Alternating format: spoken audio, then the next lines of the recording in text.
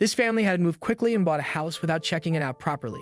When they finally looked in the basement, they were shocked to find something hidden there. Sarah was daydreaming in her store when a customer walked in and asked for a bottle of the best wine they sold. She was throwing a party for her birthday and wanted to spare no expenses. Sarah immediately congratulated her and went to select the best bottle she could find. As she moved around the store, the lady asked her why she had never seen her around before. Sarah explained that she was new to town and had just moved into the apartment at the edge of the woods. The woman didn't reply, and when she turned around, Sarah saw that she had gone pale. "Is something wrong?" she asked, worried that the woman might not be feeling well. But the lady stretched a smile and simply replied that a friend of hers used to live in that house. Unfortunately, the friend had passed away years before. A few days later, strange noises started coming from the house and everyone in town began keeping a safe distance from it out of superstition. Sarah felt a chill run down her spine.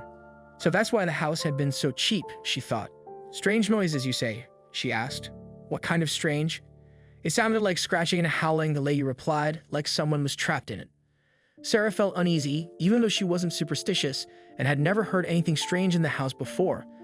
The thought of her kids being alone in a house that everyone avoided made her anxious. She quickly closed the store and rushed home, putting her children before her job even though losing it would be tough. As she ran toward the woods, she remembered why they had moved to this small town. It was all of her husband's fault.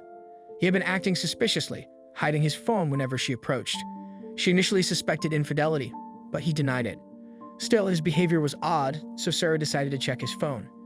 She felt guilty about invading his privacy, but her kids were asking questions and she needed answers. When she looked at his phone, she found a gambling app with his picture and name. He was in serious debt, which shocked her. Just then, her husband came out of the bathroom and yelled at her for looking at his phone. Sarah was stunned, never expecting him to gamble away their money or react so angrily. Despite being scared, she confronted him about the app and the debt. She saw he was quiet for a while, but when she insisted, he simply said that he would take care of it. After finding out what her husband was up to, Sarah became worried for their future. He was the breadwinner, and if anything were to happen to his finances, they would all be in trouble. She voiced her concerns, but her husband told her that everything would be all right. Unfortunately, his promises were not enough to stop the inevitable, and one day he confessed that he had lost everything. Sarah was devastated but not surprised. Gambling addictions usually ended in losing everything. However, she was glad that they still had property around the city as well as their own house. When she said this, her husband got a guilty look on his face.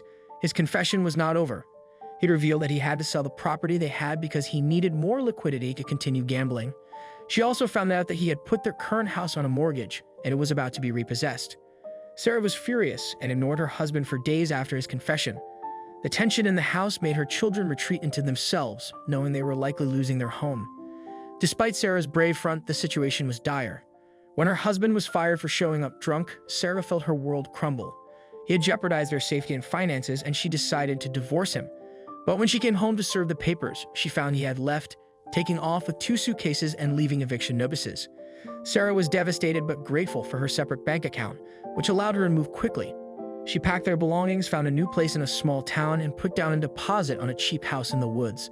Little did she know, there were good reasons why no locals wanted it.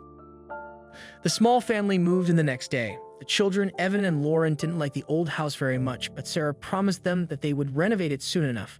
However, since they had spent most of their money on the house, she needed a job to make ends meet. She hadn't worked in a long time, but she was more than willing to start again for the sake of her children. There weren't many opportunities in town, but she was lucky enough to secure a job as a cashier at a local store. For a few days, life went back to almost normal, but then things started to change. Sarah's daughter Lauren was an introverted girl. She had taken up the room closest to the basement because her brother wanted to be closer to their mom and because she assumed it would be quieter. But she was wrong. One day, while she was reading a book, she suddenly began to hear noises coming from the basement. They sounded like whimpers, but were so faint that she couldn't be sure. She tried to ignore them, but the sounds kept coming, so she dropped her book and went to investigate. However, the basement door was still locked. Nobody had opened it since they had moved in, and she didn't know where the key was. Her mother was at work and she couldn't ask her, but she knew that the basement had a small window. Perhaps she could peek inside and find out what was going on down there. She went outside the house to check the window, but something else stopped her in her tracks. Just below her window's frame was a little tabby kitten. Lauren looked around to see if the mother was nearby, but she was nowhere to be found. She tried to approach the kitten, but it was startled and hissed at her. Lauren wondered where the cat had come from and looked around for a clue. That's where she remembered her original quest. She got to the basement's window and saw that it was open. She wondered why and tried to look inside, but it was too dusty to see through the glass, and the opening was too small for her to put her head through. Weirdly enough, it seemed that the noises had stopped. She looked at the kitten again and noticed that it was trying to find a way to get to the basement window. Lauren thought that it had probably come out from there and had been the source of the strange sounds she had been hearing from her room. But how had it gotten in there in the first place, and where was its mother? The kitten was small and likely hungry. Feeling sorry for it, Lauren grabbed a can of tuna, poured it into a bowl, and placed it outside near the kitten. The kitten hesitated but came closer when it smelled the food and started eating. Lauren was happy to help but wasn't sure what to do next. Suddenly, she heard loud meows and saw a bigger tabby cat grab the kitten and jump through the basement window. It happened so quickly that Lauren was shocked. She knew there were cats in the basement now, but she wasn't sure how to get them out. Lauren decided to wait for her mom to come home from work. However, she soon forgot about the cats and spent the rest of the day chatting with friends on the phone. When her mom came home, Lauren barely noticed her and took out her frustration on her mom for making her leave her old life. The next day, Lauren remembered she needed to deal with the cats after hearing them mewing again. She asked her brother to tell their mom about the basement situation but went back to her books. Unfortunately, her brother forgot about the cats, and her mom, Sarah, learned from a store employee that her house might be haunted. Sarah rushed home, relieved to find her kids safe, and laughed at herself for overreacting. But when Laura and Evan finally told her about the cats in the basement, she was relieved that she had come back. Strays weren't ghosts or demons, but they could be dangerous in their own ways, and she needed to get rid of them as soon as possible without wasting any time. Sarah rushed to the basement. She had never opened it before, and the door took a while to budge. Her children were curious and decided to join her. But when they got it open, what they saw made them scream in horror. The floor of the basement was covered in giant worms, and a family of cats was hunting them. The cats were startled when the door flung open and raised their hackles menacingly. Sarah felt like she was going crazy. She had never seen so many worms in one place, let alone giant ones. There had to be at least 100. The cats made their way towards the door, but before they could reach it, Sarah shut the door in their faces. On the other side, they started mewing and scratching at the wood. These were the ominous sounds the neighbors must have heard all this time, she thought. Sarah didn't know what to do. She wasn't properly equipped to deal with so many worms and also felt terribly grossed out, so she called animal rescue to handle the situation. A van arrived in front of their house, and the members of the animal rescue team came down. Sarah told Lauren about the basement window that needed to be locked so the cats wouldn't escape.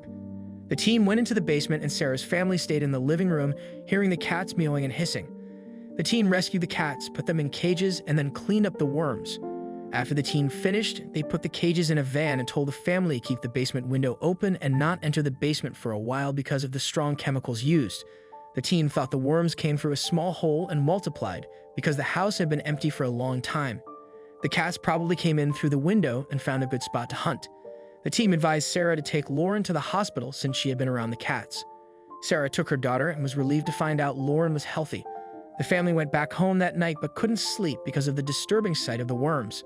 Sarah felt heartbroken, thinking her kids would hate her for moving them into an infested house. But around the kitchen table that night, her kids started giggling and then laughing. Despite the tough times, they were together, and that made it all better.